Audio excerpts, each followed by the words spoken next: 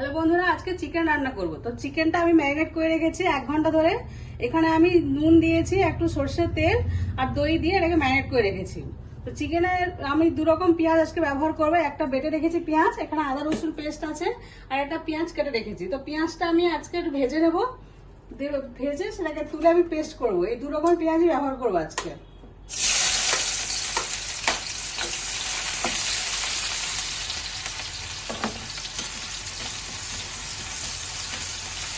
লাল লাল করে ভাজা হয়ে গেলে পেঁয়াজটাকে আমি তুলে নেবো। ভেজে তুলে নিচ্ছি। তো এই তেলে আমি আলুটা একটু ভেজে নিচ্ছি।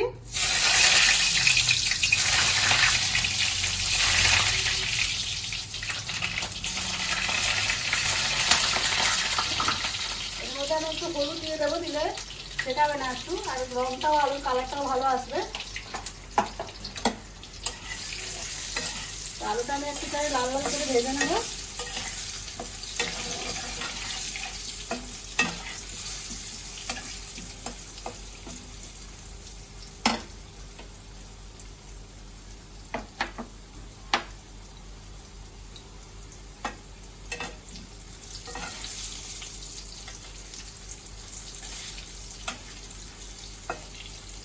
চিকেনের কালারটা ভালো আসার জন্য একটুখানি চিনি দিয়ে দেবো এর মধ্যে।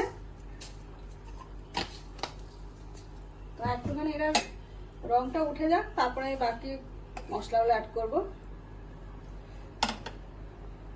দেখুন রংটা উঠে গেছে। তো আমি এখানে গরম মশলা একটুখানি দিয়ে দিলাম, দালচিনি, তেজপাতা, জিরে আর শুকনো লঙ্কা আর লবঙ্গ দুটো দিয়ে দিয়েছি। আর আলুটা আমি ভেজে তুলে রেখেছিলাম।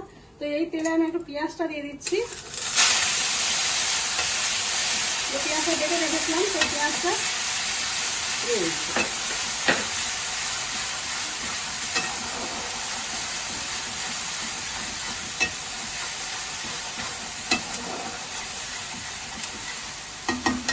এর মধ্যে আমি আদা রসুন বাটা রেখেছি, আর এর মধ্যে 2-4টে কাঁচা লঙ্কাও আমি বেটে রেখেছি। তো এটাও দিয়ে দেবো।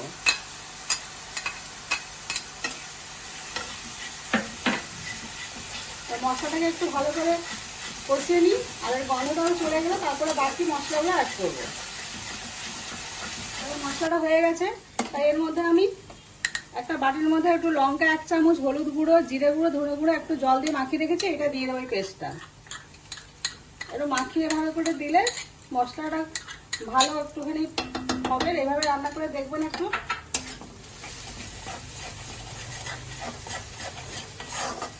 এর মধ্যে ভালো করে আমি মিশিয়ে নিচ্ছি।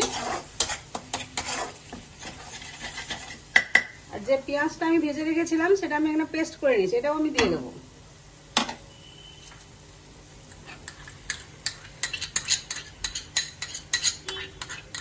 আমি নতুনত্ব কিছু করতে চেয়েছি, তার জন্য চিকেনটা এইভাবে 2 রকমের পেঁয়াজ আমি ব্যবহার করেছি। এবার করে দেখবেন, যদি ভালো লেগে থাকে আমাকে কমেন্টে জানাবেন। তো মশলাটা এবার একটু ভালো করে হয়ে যাক। ভালো করে হয়ে গেলে তারপরে আমরা এবার চিকেনটা দেবো।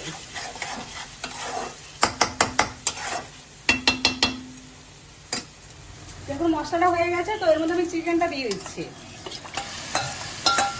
আগে থেকে ম্যারিনেট করে রাখলে চিকেনটা ওটাতে মশলাটাও ঢুকে একটু সফটনেসও থাকে।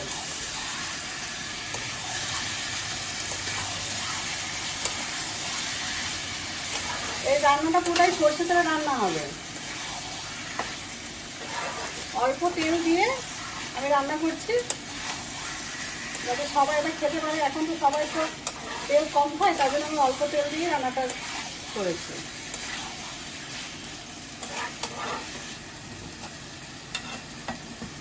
আমি ওপর থেকে টমেটোটা আছে ওটা আমি দিয়ে দেবো।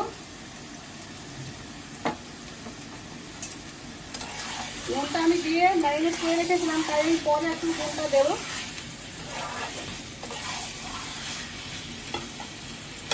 এটা আমি আঁচটা একটু কমিয়ে দেবো, একটু ঢাকা দিয়ে দেবো। এটা আস্তে আস্তে এবার রান্নাটা হবে। 10-15 মিনিট পরে আমি দেখবো কেমন রান্নাটা হয়েছে। যেমন ঢাকাটা খুলে দেখবো কেমন হয়েছে রান্নাটা। এই যে এরকম হয়েছে দেখতে। এর মধ্যে আমি আলুটা এবারে দিয়ে দেবো, ভেজে রেখেছি।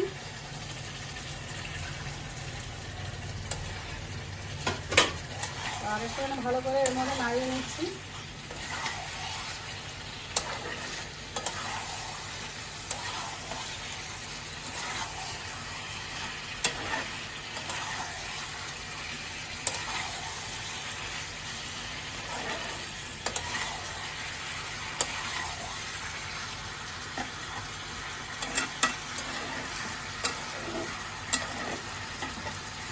রেখে দেবো 10-15 মিনিট পরে আবার ঢাকা খুলে দেখবো। আলুটা সিদ্ধ হয়ে গেলে আমাদের চিকেনটাও হয়ে যাবে। 10 মিনিট পরে আবার দেখবো ঢাকা খুলে। দেখো ঢাকনাটা খুলে দেখবো, চিকেনটা আমাদের হয়ে এসছে, চিকেনটাও সেদ্ধ হয়ে গেছে।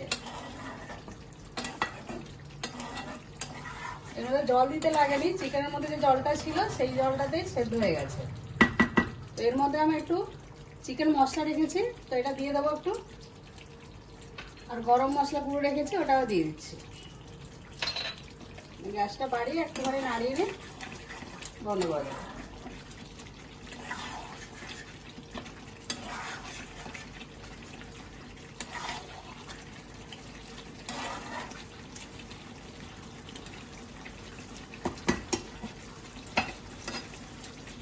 গ্যাসটা বন্ধ করে দিচ্ছি।